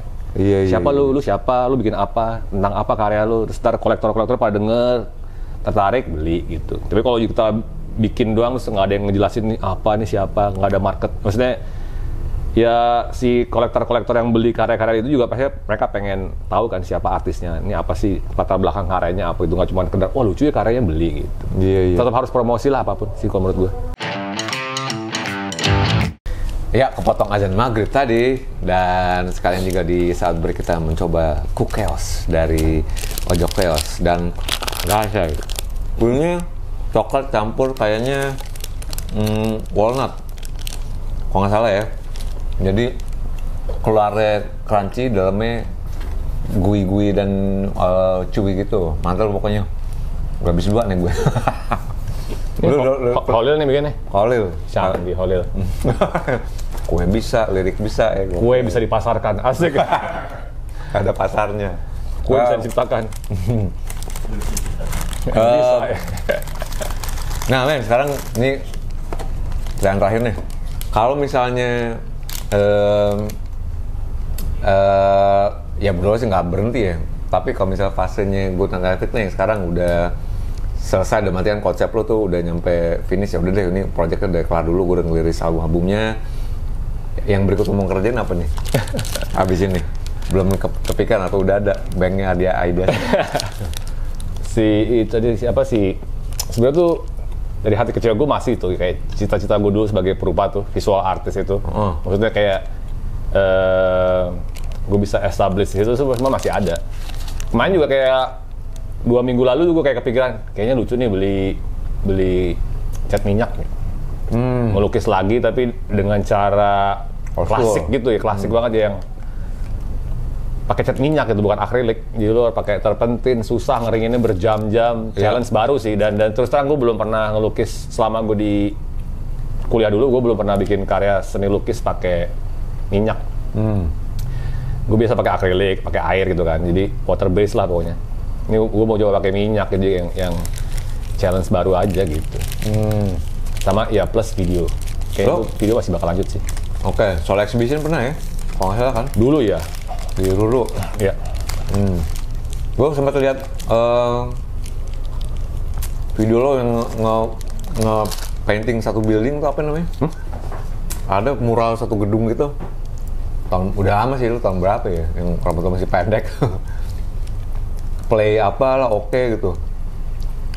Program dari apa gitu sih? Itu programnya siapa ya? Gue ikutan terus. Bienal bukan? Lupa gue. Apa dia? Satu gedung coy. iya, tapi bukan gue yang gambar, gue cuma ngasih konsepnya lah. Iya, gue ngasih gambarnya aja, ngasih desainnya aja. Itu gue lupa tuh, itu proyek apa ya? Dari Ale atau siapa ya? Oke. Tapi mungkin kalau udah makan tadi gimana lu? Ngipri. Tuh. Sini ngip. Tapi maksudnya yang akan lo coba explore itu ke minyak dan lukisan nih. Tapi mungkin membuat gua gak tau deh. Kayaknya buat distraction gua aja sih sebenarnya. Karena dari apa? Desain dari apa? Ini akhirnya pas gua comeback ke Goodnight, akhirnya Goodnight jadi rutinitas gua gitu. Jadi yang hari-hari gua sama bikin lagu, rekaman, producing gitu kan. Sampai lo bikin studio ini kan? Sampai gua bikin studio ini. Jadi kayaknya pasti ada titik bakal jenuh lagi gitu someday gitu. Kayak waktu dulu kan gue sempet jenuh tuh. Sekarang sih gue belum jenuh, masih on fire. Cuman kayaknya gue perlu distraction untuk hal-hal yang buat ngestimulasi gue untuk dapetan inspirasi baru lah. Mungkin ke Goodnight outputnya nanti. Jadi kayak ya entah tuh di lirik atau dari musiknya gitu. Jadi kayak tadi kayak kanvas, minyak, kayaknya buat distraction aja. Sampai ntar gue bisa nemuin sesuatu. Karena terus terang gue bikin lirik di lagu nih, yang paling berat tuh liriknya sebenarnya. Iya sih. Iya apa ya? Bisa lama sendiri tuh ya. Parah. Jadi apalagi pas gue udah mulai nulis pakai bahasa Indonesia nih, semenjak Misteria kan gue udah continue pakai bahasa Indonesia dan buat gue masih baru banget gitu. Kalau lo Jimmy udah lama banget berteman dengan bahasa Indonesia. Tantangan baru tuh ya. Iya, gue udah mulai terbiasa, cuman tetap gue perlu ada ya stimulasi yang lain lah gitu yang bisa inspire gue. Terutama lebih ke isi lagunya sih sebenarnya kayak konsepnya gitu. Termasuk yang berikutnya, kalau lihat tuh judul-judulnya sih bocorannya Indonesia kebanyakan ya. Semua malah kan? Semuanya Indonesia sih. Andre, oke lah men, maksudnya emang apa namanya udah dibedain juga mungkin kan ya mungkin spesial lagi di sini sekarang gitu. Ntar mau diatur apa lagi nanti gitu. Tapi kalau misalnya ditanya tadi kan lo bilang masa udah kecil lo dulu lo sebenarnya pengen jadi perupa, lu bilang. Emang itu sebenarnya tuh goal lo jadi perupa dibanding sebagai musisi atau iya benar, visual artist. Lebih ke visual artist sih sebenarnya. Cuma gagal. Ya belum gagal mah belum. Iya masih. Kalau Neil Sanders saja sukses tahun umur 60 kan? Bikin Kentucky Fried Chicken. Gue juga ntar bikin Kentucky. Ayam goreng Henry. Ayam geprek lagi anjing. Ya, oke deh. Holil aja bikin cook chaos ya. Mungkin juga kan dari jadi produk kemekan nih guys. Lo kalau jadi makanan apa tuh kira-kira tuh? Apa? Jadi makanan. Gue jujur aja kalau anak-anak beranak udah mulai mikir-mikir di situ masalahnya. Kalau gue sih kayak kopi sih. Kopi ya? Oh itu bener nggak sih lo di depan tulisannya? Nggak lucu-lucuan tapi lah ada di kopi apa Mandalika 60.000. Kok Mandalika tuh mah apa sih dong? Mandalika apa namanya? Arabica ya tadi gue bilang lah. Sirkuit Mandalika. Tapi nggak ini, maksudnya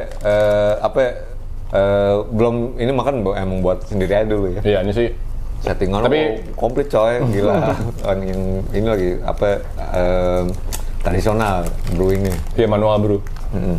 Ya pengen sih punya kedai kopi ntar someday lah. Kopi ya? Gue mana anak udah mikir masalah apa nih, martabak kayaknya. Martabak beranda. Soalnya gue ngopi banget ya dulu kan, jadi kayak lucu sih. Cuma walaupun emang kayaknya industrinya, wah chaos. Saingannya. Henry Kopi Henry. Kopi ngipri. Kayaknya kucingnya. Jadi kopi dimakan dulu sama ngipri, kalau pas dikeluarin, kita keringin. Jadi kayak luwak gitu. Kayak luwak. Kopi ngipri. Iya ngipri ya, kamu makan biji kopinya, habis itu ntar di ini. Ya udah. Oke deh men, thank you banget udah sama-sama nyempatin waktunya untuk didiskus dan kita doain semua proyeknya tadi cat minyak, kopi ngipri, insya Allah bakalan terlaksana. Dan juga yang penting album yang berikutnya nih Bulan Electric, gue sih udah lihat contekan-contekannya tuh. Dalam formasi berenam lagi, jadi kalau misalnya yang lagi betah-betah ngeliatin komuknya Priscilla, ada lagi nah, ya Apres demen banget nih. Jadi tungguin aja nanti album juga lagi masih dioplos. Belum ada proyek sih kapan nih maksudnya lagi di bekerjanya dulu nih ya. Udah ada timeline sih, pengennya mungkin setelah Lebaran, insya Allah tahun depan. Pengennya kerja segitu. Iya, oke. Tapi kayaknya bakal rilis single lagi lah sebelum album full. Oke deh, kita doain semoga cepet rilis juga Bulan Electric-nya. Amin. Kalau mau follow Instagram itu Bulan Electric ya, udah ada kan. Henry Foundation buat lu sendiri, Spotify udah ada pasti, YouTube juga udah ada. Jadi silakan di follow dah semuanya, aset-aset sosial medianya. Oke men, thank you banget semuanya. Sama-sama. Buat Diska juga, kita akan ketemu lagi di episode berikut. Assalamualaikum warahmatullahi wabarakatuh. Ciao.